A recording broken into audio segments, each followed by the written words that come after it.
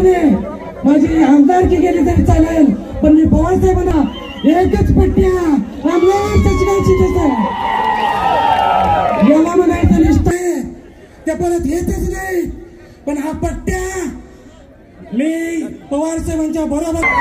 त्यामुळं हा खंबीरपणे माझी आमदारकी गेली तरी चालेल, पण मी पवार साहेबांना एकच पट्ट्या रामराव सचिवांची देतो.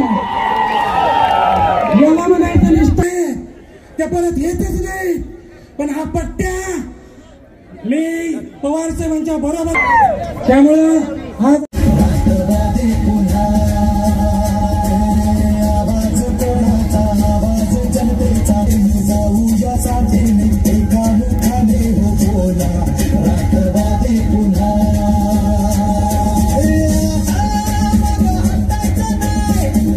राष्ट्रवादी काँग्रेस आणि सातारा जिल्हा राष्ट्रवादी युवक काँग्रेस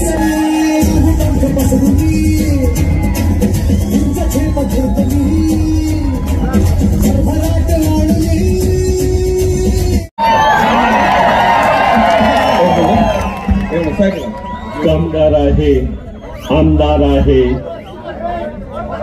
निष्ठावंत हो,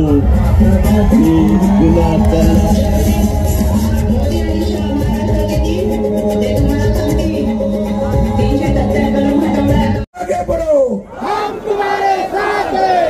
आवाज दिल्लीला गेला पाहिजे. दिल्लीला जायला वाईट ना आवाज. अरे देश करेगा कैसा हो, कैसा हो. सुप्रियाताई आगे बढ़ो, हम तुम्हारे साथ हैं. महिलांचा आवाज जोरात आला पाहिजे. सुप्रियाताई आगे बढ़ो, हम तुम्हारे साथ हैं. धन्यवाद. सन्माननीय सौभाग्यवती सुप्रियाताई सुळे, संसद रत्न खासदार बारामती आणि कार्याध्यक्ष शशिकांत शिंदेजींना मनापासून वाढदिवसाच्या शुभेच्छा देते. तुम जियो हजारो साल साल के दिन हो 50,000. आणि आज इथला त्यांच्या पुढच्या वाढदिवसाला त्यांचा सत्कार करण्यासाठी महाविकास आघाडीचा मुख्यमंत्री येईल हे मी आज तुम्हाला सांगायला आलो.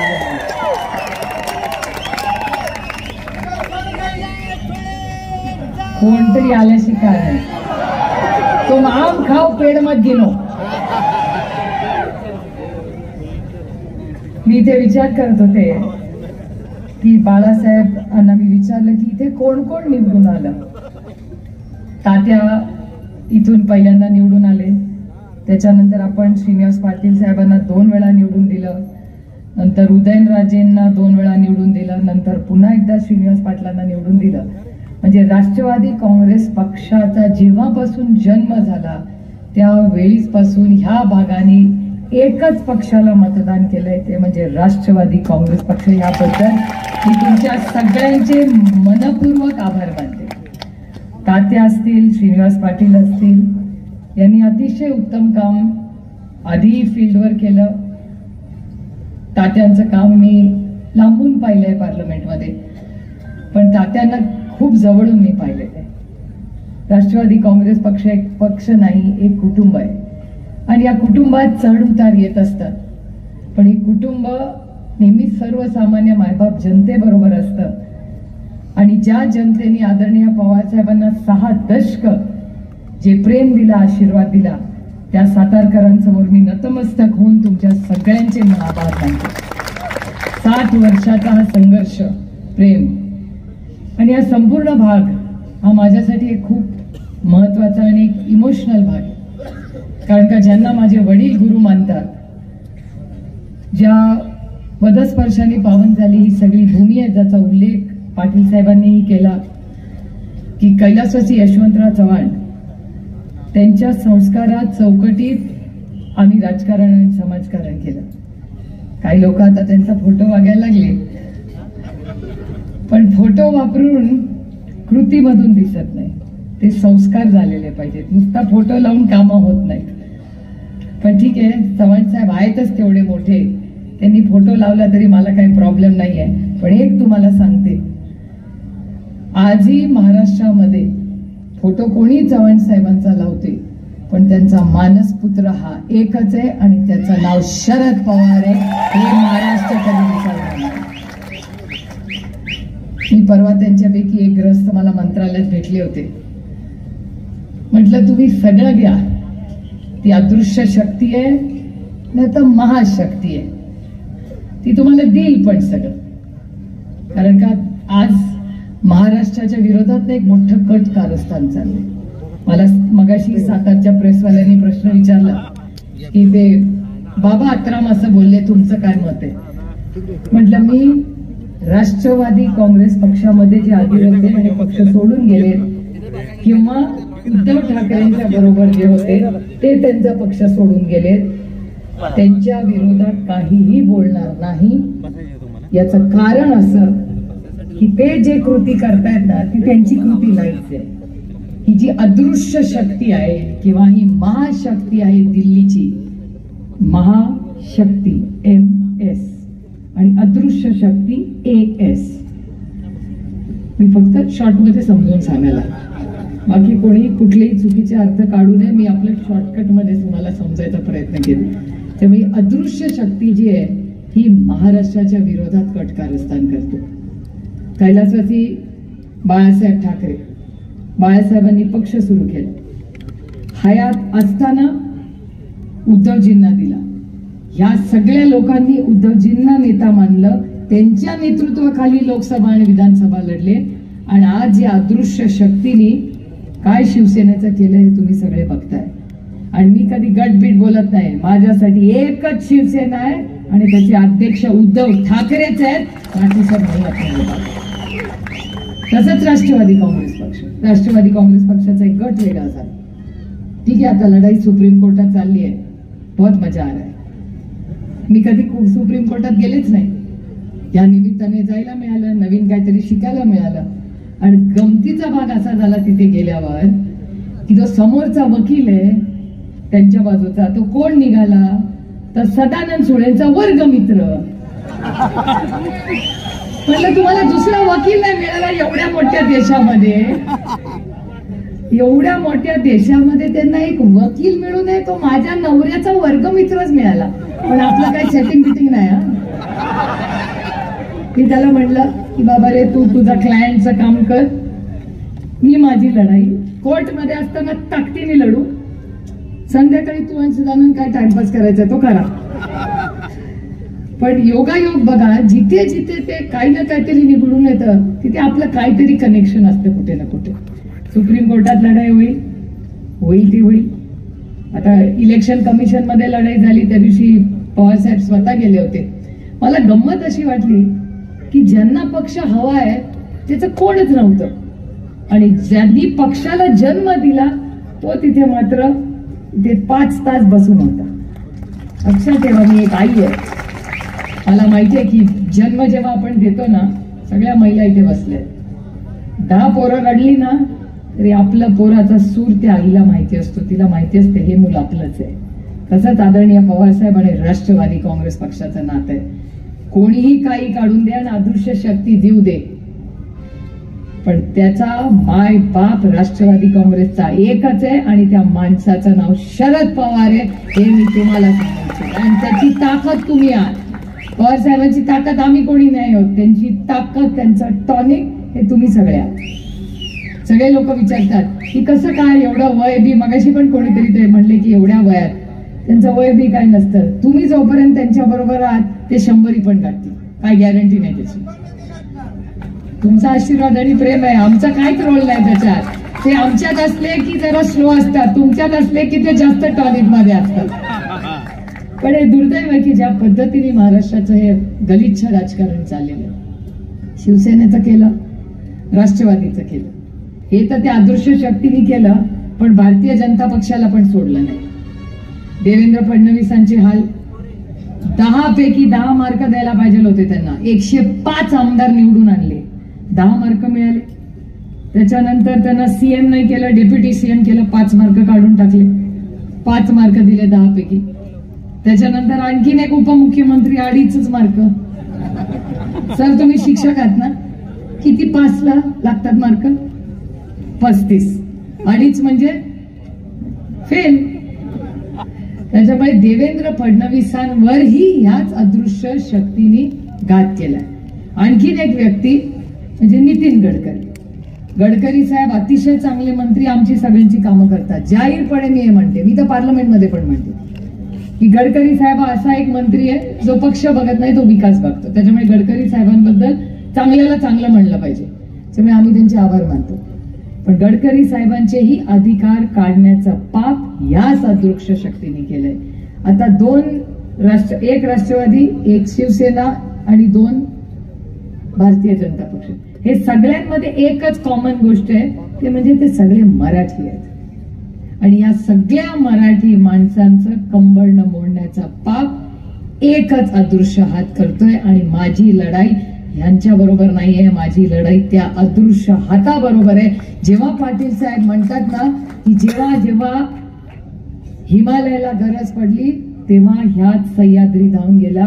जर चव्हाण साहेबांचे संस्कार माझ्यावर झाले असतील तर पूर्ण ताकदीने ह्या अदृश्य शक्ती जी महाराष्ट्राच्या विरोधात कारस्थान करते त्यांना नाही दिल्लीवरनं हलवलं ना तर नाव माझं सुप्रिया सुळे नाही, हे सगळ्यांनी लक्षात.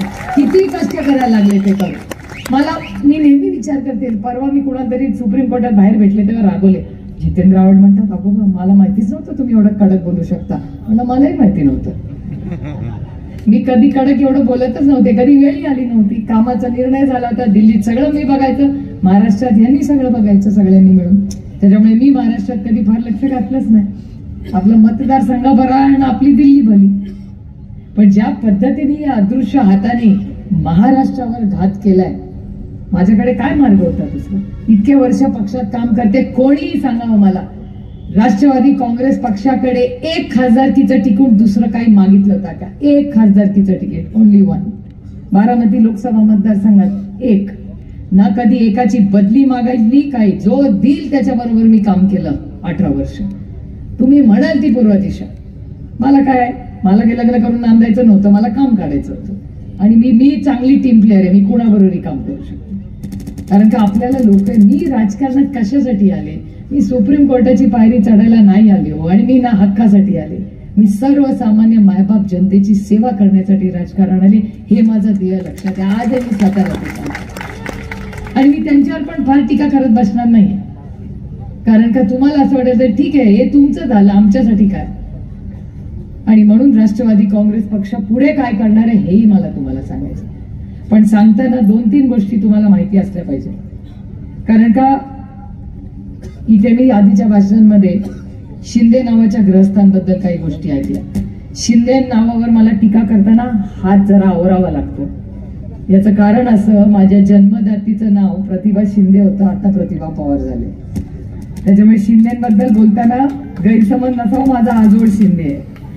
पण ते इथले नाही, तर ते घाटावरचे, इथले नाही.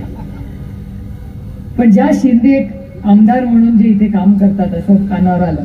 मग मी विचारलं त्यांना की तेच आहेत का जे ज्यांची, म्हणजे मी बोलू नये मी एक महिला आहे म्हणून, पण ज्यांनी चुकीची भाषा अधिकाऱ्यांवर वाढली तेच काय ते महेश शिंदे? तर मला व्यासपीठावर कोणीतरी सांगितलं, हो तेच महेश शिंदे. कुठलाही लोकप्रतिनिधी जर सरकारी जे लोक आहेत त्यांच्या विरोधात वाईट भाषेने बोलत असेल तर ही महाराष्ट्राची संस्कृती नाही आणि सातारकरांची नाहीच नाही. सुसंस्कृत सातारा आहे. आणखीन एक गोष्ट तुम्हाला सांगते, आता ते सत्तेत आहे, 10 महिने राहतील अजून. पण मला त्यांना एक गोष्ट सांगायची आहे की 10 महिन्यात पण खूप महिने असतात. राष्ट्रवादी काँग्रेस पक्षाच्या एकही कार्यकर्त्यावर, एकही चुकीची पोलीसची केस केली आणि ते माझ्या कानावर आलं ना तर गाठ या सुप्रिया सुळेचे. खोट्या केसेस, आमच्या कार्यकर्त्यांवर खोट्या केसेस करायच्या नाही. आणि तुम्ही टेस्ट करून बघा, तुम्ही माझं इंस्टाग्राम अकाउंट बघा, त्या भारतीय जनता पक्ष सत्तेत आहेत पण पोलिसांचे फोटो माझ्या बरोबर जास्त असतील. कारण का आपले उलटे दंगे नसतात. माझ्या मतदारसंघात कुठल्याही पोलीस ऑफिसरला विचारा, भानगडी नसतात, कधी चढत नाही तिकडे. उगाच ते विरोधात आहेत, सत्तेत आहोत म्हणून चुकीचा पोलीस यंत्रणेचा वापर कधीच आम्ही केला नाही. आणि पोलीस यंत्रणा ही मायबाप तुमचे कष्ट करून आपले पोलीस येतात, त्यांना पण असं फालतूगिरी आवडत नाही. ही आपली शेतकऱ्यांची मुलं आहेत ना, कोण आहेत आणि जे जे आता पोलीसवाले भेटतात ना त्यांची भरती कोणी केली माहितीये? माझे ज्येष्ठ बंधू. मी अभिमानाने सांगते की आजची जे पोलीस इथे विचारून बघा, त्या ज्या युवा मुली आहेत बघा त्या बसत्या तिकडे, त्यांची भरती जेव्हा झाली असेल तेव्हा माझे ज्येष्ठ बंधू कैलासवासी RR पाटील या राज्याचे उपमुख्यमंत्री होते. त्या काळात आहे की नाही? ते बघा दोघी हो म्हणतायत. आबाच्या वेळेच्या आधी दोघी. ही कामं राष्ट्रवादी काँग्रेस पक्षाने केली आणि कधी पोलीसचा गैरवापर केला नाही, उलटे धंदे आपण केले नाही आणि कधी करणारे नाही. आपलं राजकारणच नाही. आपलं राजकारण काय? त्याच्यामुळे मला या शिंदे म्हणजे आमच्या आईचे शिंदे नाहीत बाबा. आमची आई भाषण ऐकत असेल ती नाराज होईल. हे वेगळे शिंदे आहेत स्थानिक कोणीतरी.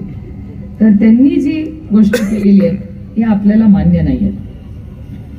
आता तुम्हाला निर्णय घ्यायचा आहे की आपण राष्ट्रवादी काँग्रेस पक्षाला मतदान देतो तर का देतो? मी सगळ्यांना नेहमी सांगते, फक्त त्यांना टीका करण्यासाठी आपण इथे आलेलो नाही. आता आईसची एक गोष्ट, आता इथे पोचलंय का नाही आईस? मला आईस माहितीये का तुम्हाला काय? आईस नाही माहिती. आईसचा अर्थ माहितीये का तुम्हाला? आईस म्हणजे बर्फ. बर्फाचं स्पेलिंग माहितीये का? आईसचं स्पेलिंग माहितीये का कुणाला? ICE. I for income tax, C for CBI आणि E for. आता मला खरं सांगा, खरं बोलायचं, 10 वर्षापूर्वी ईडी माहिती होती का? 10 वर्षापूर्वी CBI माहिती होतं का? इन्कम टॅक्स माहिती आहे कारण का आपण सगळे भरतो. मी तरी भरते, तुम्ही भरता ना. पण CBI आणि इन्कम टॅक्स कुणाला माहिती होतं? कुणाला माहिती नव्हतं. त्याचा गैरवापर करून ज्या पद्धतीने आज घरं फोडतात, पक्ष फोडतात, याच्या विरोधात ही लढाई आहे. एका बाजूला आम्हाला सगळ्यांनाच आणि सगळे जे व्यासपीठावर बसतात ना त्यांच्या वतीने मी बोलते, एका बाजूला संघर्ष होता आणि दुसऱ्या बाजूला सत्ता होती. हे व्यासपीठावर सगळ्यांनी सत्ता सोडून संघर्षाचा मार्ग भिडलाय. खरंच यांचं किती कौतुक केलं. काय आहे आपल्याकडे? त्याच्यात फक्त खरेपणा आहे, सत्ता आहे. आणि मी तुम्हाला खरं सांगू, लोकांना विश्वास बसत नाही. मला नाही त्या सत्तेचं एवढं प्रेम. सत्ता काय असते? सत्ता हे फक्त एक साधन आहे तुमच्या आयुष्यात एक चांगला बदल घडवण्यासाठी. एवढंच आहे ते साधन. किती लोकांकडे सत्ता आहे? तुमच्या पण इथल्या एका नेत्याकडे सत्ता आहे, तुमच्या जिल्ह्यातले मंत्री पण आहेत. मला त्यांचं नाव नाही घ्यायचं, पण त्यांच्याकडे असं एक डिपार्टमेंट आहे की ज्याच्यातून ते डिपार्टमेंटची दुकानं वाढतायत आणि शाळा कमी होत आहेत. मला विचार करा, असले डिपार्टमेंट पाहिजे का तुम्हाला? विचार करा, तुम्हाला काय पाहिजे तुमच्या मुलांसाठी? दारूची दुकानं पाहिजेत का शाळा पाहिजे? हे खोके ट्रिपल इंजिन सरकार. मी त्यांना खोके सरकार पण म्हणते आणि ट्रिपल इंजिन पण सरकार. ट्रिपल इंजिनचं खोक्याचं सरकार आहे हे. काय आपलं नाही? हा जाऊ दे, कशाला आपली रिक्षा आमच्या जिल्ह्यात बनते, नका नाव ठेवू त्याला. चांगली आहे ती बिचारी रिक्षा, चांगली आहे. पण मला विचार करून तुम्ही सांगा की या ट्रिपल इंजिन खोके सरकारमध्ये 1.25 वर्ष तुमच्या पदरात काय पडलं? तुम्ही सगळे शेतकरी आहात ना. कांद्याला भाव आला नाही, टमाट्याला भाव नाही, दुधाला भाव, मग साखरेला भाव, आणि सगळ्यात जास्त मी लढले असेल ते पियुष गोयल. माहितीये का तुम्हाला? पियुष गोयल वाणिज्य मंत्री आहेत या देशाचे. 5 महिन्यापूर्वी मी त्यांना ट्विट करून सांगितलं होतं की कांद्याचे भाव पडणार आहेत, आत्ता बसून सांभाळा, अडचण होईल. मला म्हणले ते काय कळते सुप्रिया सुळेंना कांद्याबद्दल? बघा आमचं सरकार 40% टॅक्स लावलाय. किती? 40. या देशातले सगळ्यात पैसेवाले लोक आहेत ना ते पण 40% टॅक्स भरत आहे. पण तुम्ही शेतकऱ्यांना टॅक्स लावायचा पाप या भारतीय जनता पक्षाच्या ट्रिपल इंजिन खोके सरकार आणि दिल्लीच्या सरकारने केलं.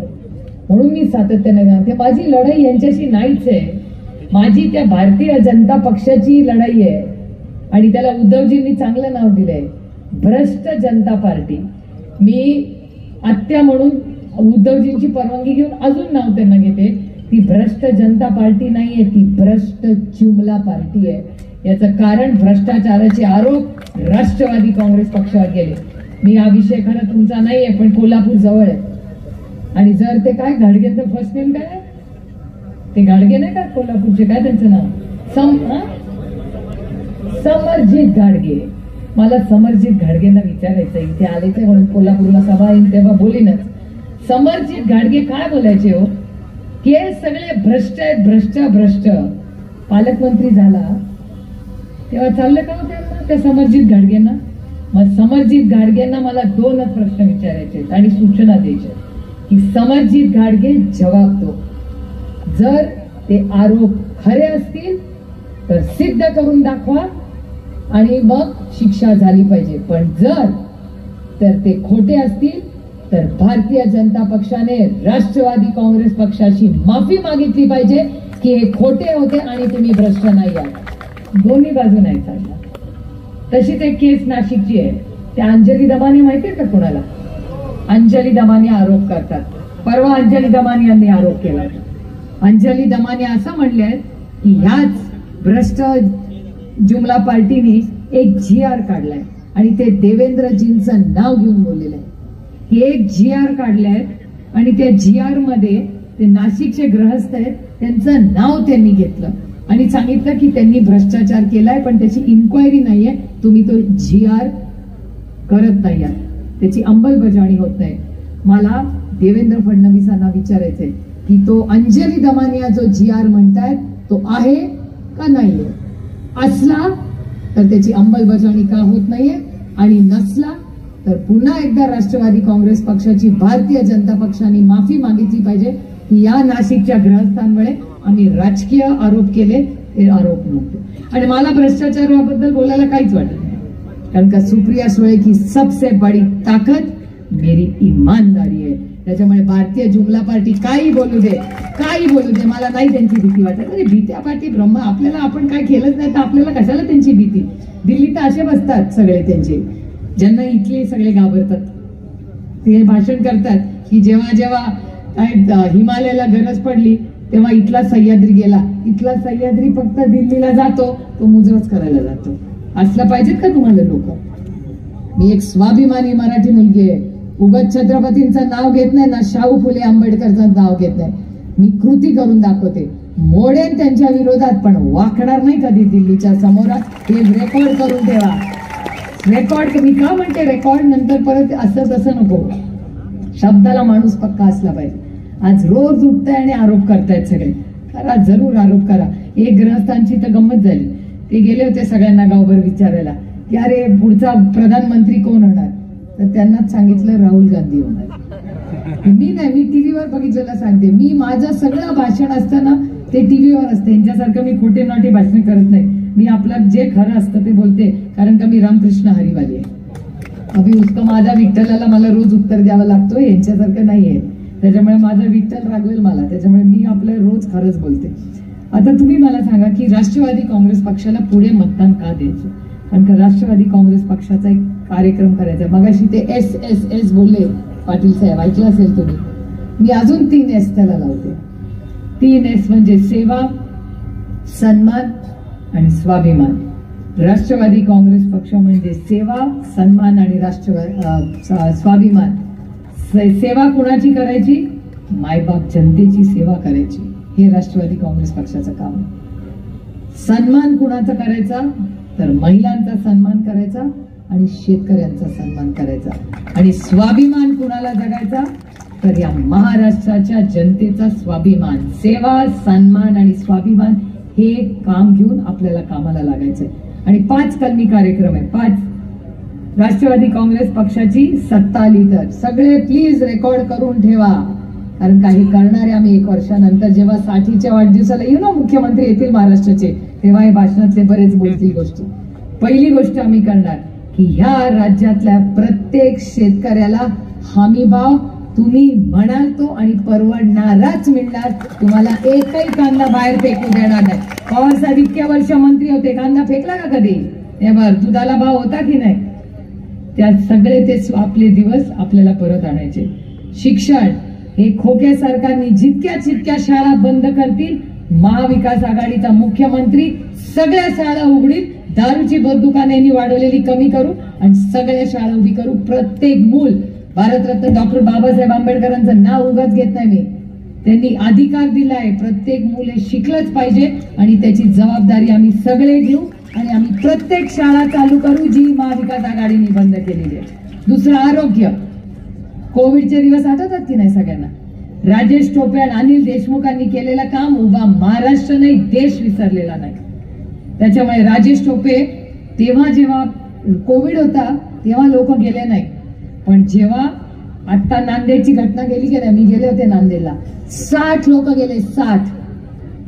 महाराष्ट्राच्या मुख्यमंत्र्यांना सातारकर वाईट वाटून घेऊ नका, तुमचा मुलगा आहे म्हणून, पण मी टीका करत नाही, पण खरं बोललं पाहिजे. 12 मुलं गेली, या महिला बसल्या आहेत. आपल्याला सगळ्यात जास्त दुःख आणि सुख कोण देऊ शकतं? तर आपली पोरं देऊ शकतात. 12 मुलं एका रात्रीत गेली होती. आणि या राज्याच्या मुख्यमंत्री आणि उपमुख्यमंत्री 1 म्हणजे देवेंद्र फडणवीस. त्यांच्याकडे 1 आणि 2 आहे असं ठरलंय त्यांचं. तर जेव्हा मी म्हणणार की उपमुख्यमंत्री 1 म्हणजे देवेंद्र फडणवीस, त्यांच्या बरोबर त्यांचा फोटोग्राफर असतो ना, तो पण जॅकेट घालतो, डेप्युटी सीएम 1. मग मी विचारलं 1 म्हणजे काय रे? तर म्हणजे देवेंद्र फडणवीसांचा मी आहे, असं आहे, म्हणून DF1. तर दिल्लीला गेले कशाला? तर पालकमंत्री ठरवायला. प्रायव्हेट प्लेननी दिल्लीला जायला यांना वेळ होता, पालकमंत्री. पण नांदेडला त्याच विमानी 60 लोक गेले, पण या ट्रिपल इंजिन खोके सरकारला जायला वेळ मिळाला नाही. कोणीही त्यांच्यातलं गेले ना. नागपूरला गेले मला वाटतं डेप्युटी सीएम 1, पण बाकी कुठे नाही, कोणी कुठे गेलं नाही. ना संभाजीनगरला गेले, ना नांदेडला गेले, कुठेही कोणी गेलं नाही. असं तुम्हाला सरकार पाहिजे का? राजेश टोपे आरोग्यमंत्री असलेलं सरकार पाहिजे. हा निर्णय आपल्याला घ्यायचा. या देशात मला अभिमान वाटतो तुम्हाला सांगताना की दिल्लीच्या वर्तमानपत्रात सगळ्यात चांगलं कोविडमध्ये काम करणारा मंत्री कोण असेल तर ते माझे बंधू राजेश टोपे होते. हे मी म्हणत नाहीये, केंद्र सरकार म्हणते. त्यानंतर महिला, मी तुम्हाला शब्द देते, ज्या वेळेस महाविकास आघाडीचं सरकार येईल ना, तुमच्या घरात जेव्हा मुलगी बाहेर जाईल ना, कुठल्याही आईला चिंता वाटणार नाही की माझी मुलगी किती वाजता परत येईल आणि येईल का नाही. कारण का तुम्ही म्हणाल आता कशाच्या जीवावर तुम्ही म्हणणार? आराराबा होते ना तेव्हा भीती वाटायची का मुली बाहेर जाताना? नाही, तेच दिवस आपल्याला परत आणायचे. आणि त्याचबरोबर प्रत्येक जिल्ह्यात नाही, तालुक्यात बचत गटाचं एक दुकान काढू जे हक्काचं तुमचं असेल आणि तुमच्या वस्तू तिथे जातील, बाकी कोणी म्हटलं आदमी नसणार आहे तिथे. हे महिलांसाठी करणार. आणि दुसरी एक गोष्ट, मी मेट्रोच्या विरोधात नाही, पण मेट्रोसाठी हजारो करोडो रुपये या सरकारकडे आहेत, पण माझ्या ST साठी यांच्याकडे पैसे नाही. मी तुम्हाला शब्द देते की पहिल्या वर्षी पहिल्या महिन्यात 500 बसेस पहिल्या देऊ आणि या राज्यातली ST महामंडळाचा पूर्ण चेहरा मोहरा बदलून प्रत्येक महिलेला आणि मुलीला सन्मानाने शाळा आणि कॉलेजला जाता येईल. ही सेवा आपल्याला करायची. मेट्रो नंतर होईल. काय त्या मेट्रो पासून अडत नाही. ज्या नागपूरला मेट्रो आहे ना त्याच्यात वाढदिवस करतात, नाही तर पत्ते खेळतात. बघा टीव्हीवरच पाहिले, वाढदिवस, फॅशन शो आणि पत्ते हे ते चालतं. करोडो रुपये खर्च केले. काय झालं त्या नागपूरमध्ये? मी मेट्रोच्या विरोधात नाही. आधी मोदक का चपाती भाकरी मला सांगा. मेट्रो म्हणजे मोदक आहे, वर्षातून एकदाच खायचं असतं. पण ST ही तुमची, तुम्हाला आठवतं दादानी दाखवलं होतं ती ST छप्पर फाडलेली, आठवतं का? दादा विरोधी पक्ष नेता असताना दाखवली होती. हा बदल आपल्याला घडवायचा. त्याच्यामुळे 5 कलमी कार्यक्रम, शेती, शिक्षण, आरोग्य, महिला आणि ST यांनी सुरुवात करायची. पहिल्या वर्षात हे सगळं आपल्याला करायचं. आणि म्हणून मी सांगते, मी फक्त त्यांना नावं ठेवायला आलेले नाही, आपण काय करणार हे मला तुम्हाला सांगायचंय. त्यामुळे राष्ट्रवादी काँग्रेस पक्ष हा एक विकासाचा पक्ष आहे. आपण नेहमी विकास कामच केले. आपण कधी दुसऱ्या भानगडीत नसतो. आणि हे कारखाने, हे साखर कारखाने म्हणजे एक डोकेदुखी आहे खरं तर. याचं कारण असं की तुमच्याही इथे अडचण आहे. ते एका कारखान्याला काहीतरी 400 कोटी रुपयाचं काहीतरी देणं घेणं आहे असं माझ्या कानावर आले. मी माहिती काढली याच्या आधी, साधारण थोडा अभ्यास करून मी जाते. मला कळलंय की त्या 400 कोटी द्यायचे आहेत, पण अजून त्याला इंग्रजीमध्ये सॉव्हरेन गॅरंटी म्हणतात. मराठीत काय म्हणतात सॉव्हरेन गॅरंटीला? हा, शासकीय थक हमी. शासकीय थक हमी. तर मी या व्यासपीठावरनं त्या कारखान्याला, शिंदे सरकारला मागणी करते की आमचा, म्हणजे माझा नाही, माझा एक पण कारखाना नाही, गैरसमज नसावे, आपला म्हणूया, आपला कुठलाही साखर कारखाना हा जो आहे त्याचं नाव काय? 400 कोटीवाला किसनवीर.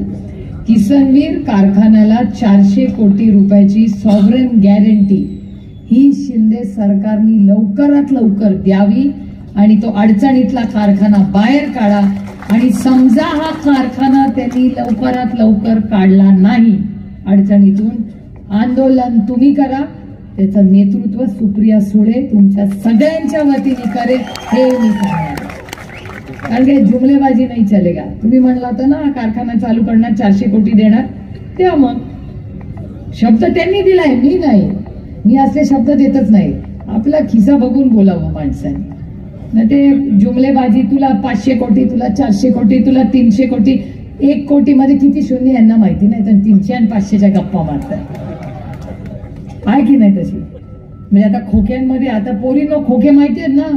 मला माहितीच नव्हतं खोक्याचा अर्थ काय. हे जुमलाबाज आल्यापासून कळलं खोके. कारण का जेव्हा खोके खोके खोके म्हणजे 50 खोके दिले, 50 खोके ठेवतात का ते घरामध्ये? 50 खोके. मला वाटलं खोक्या म्हणजे खोका, आपल्या लग्नाचा बस्ता असतो ना त्याला खोका असतो, तो खोका.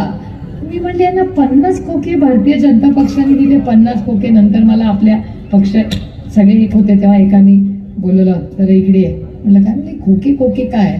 मला माहितीये खोके काय बघा, महिलांना माहिती नाही. 1 कोटी रुपये म्हणजे 1 खोका, तर 50 खोके म्हणजे 50 कोटी रुपये. बघा आमच्या बिचाऱ्या महिलांना माहिती नाही. 50 खोके खोके करतात, त्यांना माहिती पण नाही काय. त्यामुळे 50 खोक्यांचं हे जे सरकार आहे ना, या सरकार महाराष्ट्राला, तुम्ही म्हणता 50 खोके एकदम ओके. माझं म्हणणं आहे 50 खोके इज नॉट ओके. आम्ही काय साबण आहोत का कोणी यावं विकत घ्यावा? Boss, there is no price to अस.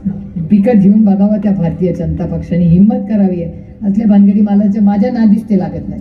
कारण का त्यांना माहिती है ये इधर नहीं होगा. आणि आईस बीस कुछ भी कर लो, क्या कर लोगे आईस करके? थोडा त्रास द्या, नोटीस पाठवायला. आमचं तर रोजच चालतं. मी पार्लमेंटमध्ये भाषण केलं की 4 वाजता, तिथे पार्लमेंटमध्ये रेंज नसते, तर बाहेर आल्यावर टिंग टिंग नवऱ्याचा मेसेज असतो, लव्ह लेटर आलं. आता तुम्हाला वाटेल माझ्या नवऱ्याला लव्ह लेटर कोण लिहितंय? दुसरं कोणी लिहित नाही. लव्ह लेटर म्हणजे सदानंदच्या माझ्या मधलं कोड वर्ड आहे की इन्कम टॅक्सची नोटीस आली. दरवेळीच मी त्यांच्या विरोधात पार्लमेंटमध्ये भाषण केलं की त्याच विषयाची इन्कम टॅक्सची नोटीस संध्याकाळी येते, तीच फाईल सदानंद सुळे पाठवतात. मग थोडे दिवस थंड असतं, परत मी भाषण करते, परत संध्याकाळी लव्ह लेटर येतं, परत ती फाईल जाते. सदानंद म्हणतो मला कंटाळा आला याचा, तू भाषण तरी बंद कर ना, ते हे सरकार तरी बदल. मी भाषण बंद करणार नाही, हे सरकार बदलायची जबाबदारी मी घेऊ शकते. कारण सत्यमेव जयते, ही लढाई असत्य आणि सत्याच्या विरोधात. एक काळ असा होता, मी त्यांना बीजेपी ओरिजिनल म्हणत होती. माझे सगळ्यांची संबंध चांगले, माझं सेटिंग नाही कोणाची, संबंध चांगले ठेवायचे. कारण का सुसंस्कृत महाराष्ट्र आहे. आमच्यावर चव्हाण साहेबांचे संस्कार आहेत. विरोधक हा शत्रू नसतो. आमची वैचारिक लढाई आहे. माझी वैयक्तिक लढाई कुणाशीही नाही, माझी वैचारिक लढाई. पण तुम्ही उगाच आम्हाला भीती दाखवणार असाल तर घाबरणार नाही. अर्धी पवार आहे आणि अर्धी शिंदे पण आहे. आणि तिथली शिंदे घाबरणाऱ्या, ही शिंदे, ती शिंदे नाही घाबरणाऱ्यांपैकी. आणि मी तुम्हाला सांगते गंमत म्हणून, मी सांगते माझी आई, माझे वडील तर लढाऊ आहेच, पण माझी आई त्याच्याहून जास्ती लढाऊ आहे. ज्या वेळेस हे सगळं चाललं होतं मी विचार करायचं काय काय काय काय, कारण शेवटी मी एक महिला आहे. तुम्हाला महिलांचा स्वभाव माहिती असतो. हे पुरुष आजकाल बोलतात, हे बोलतात, ते बोलतात, ते बोलतात, उत्तर आपण पण देऊ शकतो. पण जेव्हा आपल्यावर जबाबदाऱ्या असतात, आपला कुटुंब पक्ष एक ठेवायचा असतो ना, तेव्हा इच्छा असूनही हात रोखून आपण ठेवतात.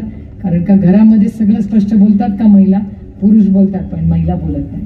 म्हणून आम्ही खोटं बोलत नाही, आम्ही हात रोखून बोलतो. कारण का शेवटी एका चौकटीत सुसंस्कृत घरांमध्ये आमचा जन्म झाला. त्याच्यामुळे सगळं खरं बोलायला लागलो तर सगळ्यांनाच अडचण होईल. आणि गप्प बसलो म्हणजे आम्ही वीक नाही आहोत. कारण का एक लक्षात ठेवा की एक महिलांमध्ये एक वेगळा गुण असतो. छोटासा पटकन कोणीतरी बोलला ना तर टचकन त्या महिलेच्या डोळ्यावर पाणी येतं. पण ज्या वेळेस तिच्यावर घात होतो तेव्हा तीच महिला ताकदीने उभी राहते आणि ती कोणाशीही संघर्ष करू शकते. माझं दुर्दैवाने किंवा सुदैवाने तसंच आहे. मी कधीच महाराष्ट्राच्या राजकारणात आणि समाजकारणात होते, पण राजकारणात साताऱ्याला येऊन सभा घ्यायची वेळच कधी आली ना. शिंदे साहेबांनी मला कधी बोलवलं. हे सगळा बदल झाल्यामुळे आता सगळेच सगळीकडे जाईल. मी कधी यायचे नाही, कारण मला वाटायचं सगळे बाकीचे बघताय आपलं काय काम तिकडे. पण आता मी ठरवलं की हे जे दिल्लीचं अदृश्य शक्ती आहे ना, त्या अदृश्य शक्तीला महाराष्ट्राची ताकद ही कधीतरी दाखवावीच लागेल. आणि मी काही वैयक्तिक त्यांची लढाई नाही आहे माझी. माझा संघर्ष हा फक्त मराठी माणसांसाठी आहे. तुम्ही मराठी माणसांचा अपमान करता, मराठी माणसांच्या नोकऱ्या दुसऱ्या राज्यात घेऊन जाता, नाही चलत. हा काय माझा फक्त माझ्या वडिलांचा पक्ष किंवा राष्ट्रवादी काँग्रेस पक्ष पडला असो याच्यासाठी नाही आहे. कोणाला नोटीस पाठवली ही लढाई नाहीच आहे.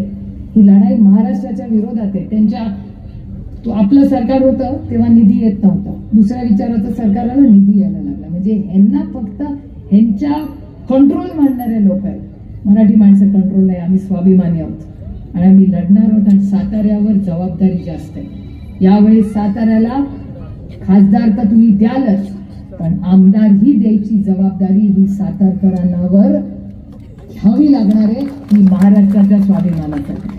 आणि आता जे निवडून आले, जे कोणी आले, झालं गेलं गंगेला बाई, पण आजपासून कामाला लागलं.